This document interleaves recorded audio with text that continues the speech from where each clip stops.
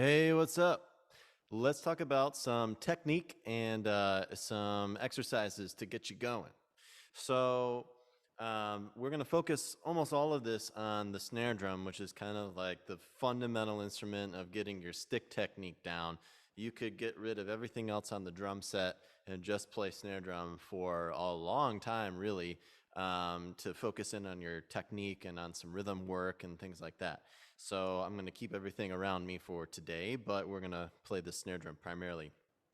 So what I want to go over is just some basic ideas of really common rhythms that we find ourselves playing, and a little bit of the technical aspect that I like to keep in mind behind those rhythms. So first and foremost, we're just going to play the beat. We're going to play quarter notes. And I want to start off at a tempo of 85 beats per minute. I've got my handy dandy Pro metronome app here, which I love. So if you don't have a metronome app, I would suggest Pro Metronome, which works for Apple devices. They've got an Android version. It's pretty great. But there are lots of metronome apps, so choose whatever you like. So I'm going to set this to play quarter notes at 85, and that is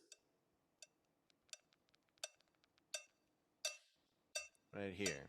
1, 2, 3, 4. 1, 2, 3, 4. All right.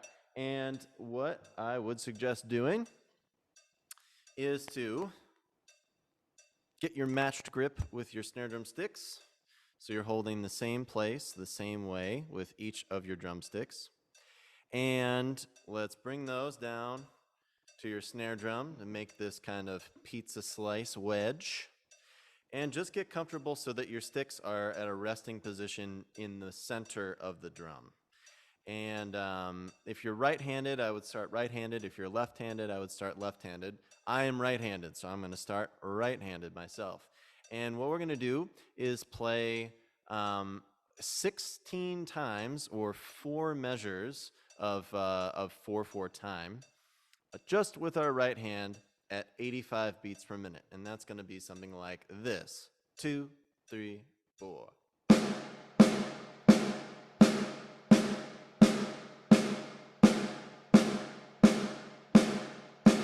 And then I'm going to switch to my left hand.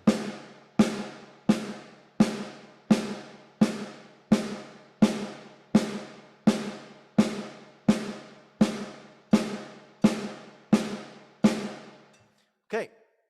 Now, one thing I keep in mind, and I hope that you notice, is I like to keep the stick moving for these longer rhythms, because in between beats is kind of a lot of space. 1, 2, 3, 4. So I think about that length, and I try to emulate that in my motion. I could play the rhythm like where everything is down and it's focused and it's kind of harsh sounding to me, and that would, from the left hand, it would look. But I don't think that sounds very good. It doesn't feel very good. So I like to follow through, and I think about bouncing a ball where my whole arm from my shoulder to my fingertips are just kind of free flowing. They're making this sort of wave motion, and it's just following through, and it's fluid and it's relaxed and it's kind of natural. I'm moving my hand, like this. My wrist is moving like this. My fingers are free to flow with it. And when I grip a drumstick, then I keep that same motion, and my fingers follow the movement of the drumstick, because the stick bounces off of all these instruments, and you want to follow that and keep your fingers engaged instead of letting it bounce around like that. Okay, so keep your fingers involved. And when you're playing these longer notes, get a little bit of a longer motion. 1, 2, 3, 4. 1, 2, 3, 4. And I'm playing pretty loudly right now. As I get a little quieter and my stick height lowers, that all becomes abbreviated. So if I go 1, 2, 3, 4, and I'm going to start getting a little quieter and bringing my stick height lower.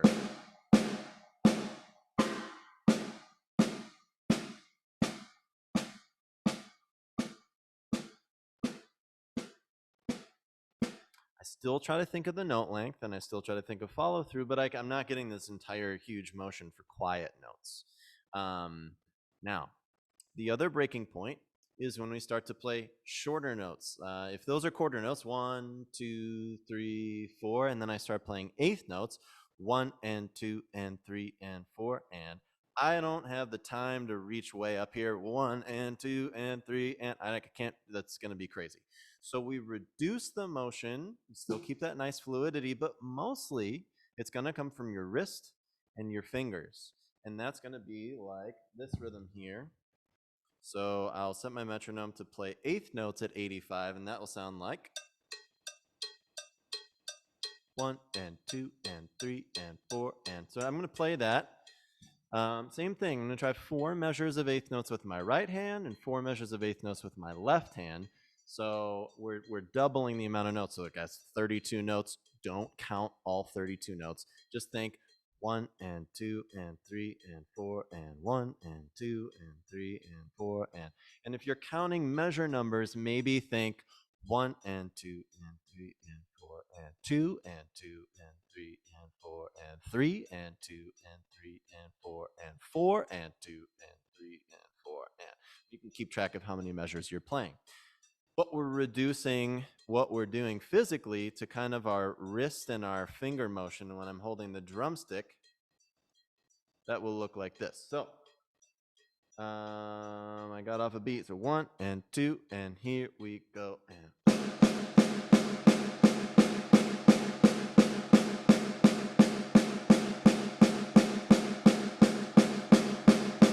left hand.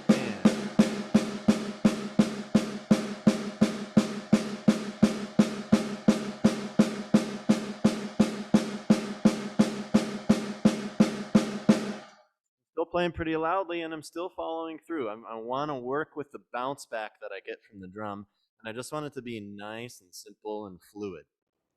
Again, as I get a little quieter, that all gets reduced. So I'll do that again, and I'll start to get a little quieter, and you'll see that the stick lowers, but also the range of motion kind of gets a little bit smaller and a little bit more finite. So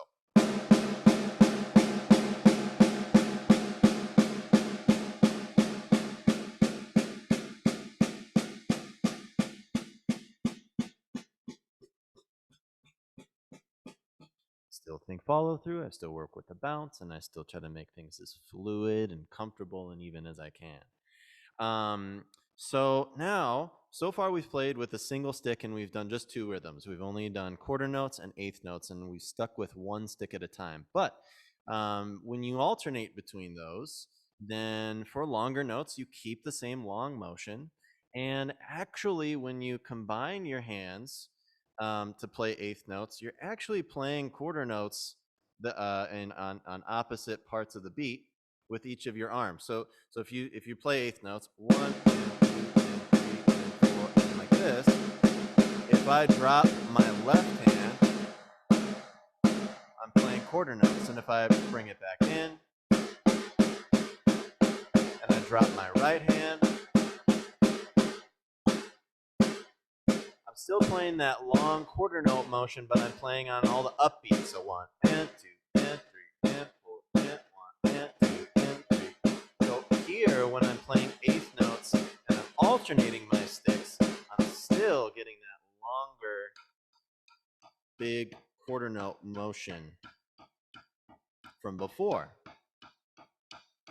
Now, if we start doing that with eighth notes, where I play eighth notes 1 and 2 and 3 and 4 and with one hand, and then I want to play the opposite of that. If I want to play, on the beat, 1 and 2 and 3 and 4 and but now if I want to go into playing 16th notes, so we're playing 4 notes per beat, 1E and a 2E and a 3E and a 4E and a 1E and a 2E and a 3. That's going to be much more comfortable to play between your hands and alternating. You can, to a point, play those with one hand, 1E and a 2E and a 3E and a 4E, and I guess we'll talk a little bit about that technique now. Don't do too much of that yet, because you'll find yourself alternating that rhythm much, much more often. And when you alternate your hands, and you play 16th notes, 1E and a 2E and a 3E and a 4E and a 1E and a 2E and a 3E and a 4E and a, then each of your hands is actually kind of playing the rhythm of eighth notes from before. So 1 and 2 and 3 and 4, or I'll play over here, 1 and 2 and 3 and 4 and 1 and 2 and 3 and 4 and when we play on opposite parts of the beat, we get 1E and a 2E and a 3E and a 4E and a 1E and a 2E and a 3E and a 4E and then if I drop my left hand, I'm playing 1 and 2 and 3, and it's that same shorter eighth note kind of motion where it's mostly my wrist, mostly my fingers. And then again, if we drop down and we get quieter, all of that stuff gets a little abbreviated and reduced. But you're always thinking of playing relaxed, of getting the bounce off the instrument, and kind of working on that little follow through. The whole time you want to be playing even rhythms. That's the whole goal here, is to play your rhythms really, evenly, at least for now. And so putting that together, you can do a couple of different ways.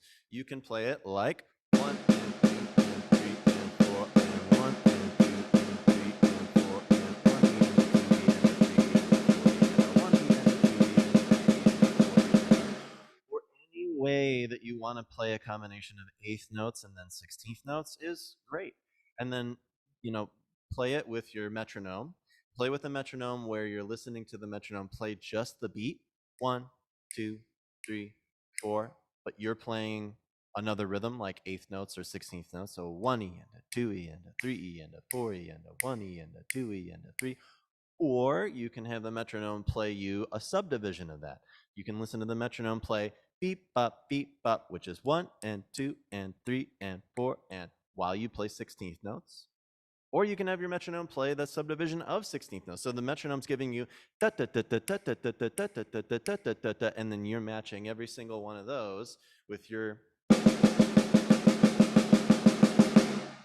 So that's it. That's all you should work on at this stage. We'll go on to many, many more ideas beyond this, but this is a really good beginning part of something to work on with super common rhythms.